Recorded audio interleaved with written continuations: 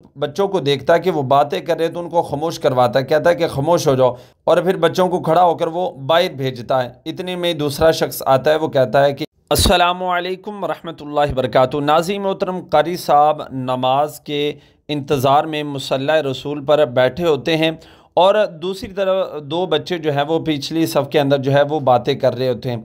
छोटे जो बच्चे जो हैं वो बातें कर रहे होते हैं, और इतनी ही देर में जब वो बातें कर रहे होते हैं तो बाहर से जनाब एक जो है वो शख्स आता है।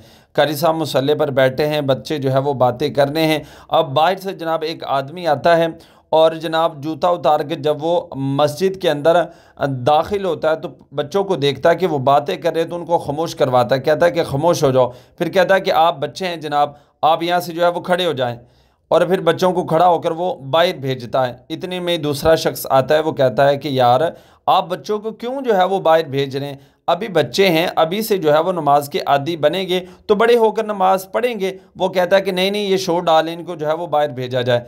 वो दूसरा बंदा कहता है कि नहीं यार, बच्चे हैं, आप यहाँ पर रहने दें, आप इसको जो है वो यहाँ पर बिठा दें। इतनी देर में कारी साहब आवाज़ देते हैं कि आप मेरे पास आए, दोनों आप मेरे पास आए, आप झगड़ा क्यों जो है वो मस्जिद के अंदर डाल रहे हैं।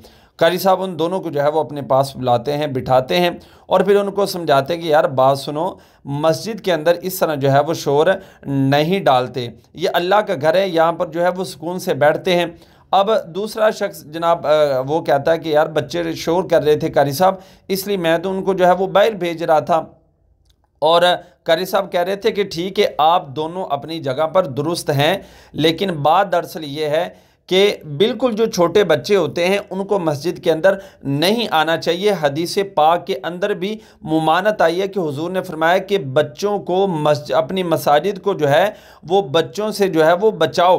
तो अब जो है बिल्कुल छोटे बच्चे जो है वो नहीं आने चाहिए, बल्कि जो समझदार बच्चे हैं वो जो है वो मस्जिद के अंदर आ जाएं, तो फिर जो है वो जाकर उनका मामला जो है वो ठीक होता है।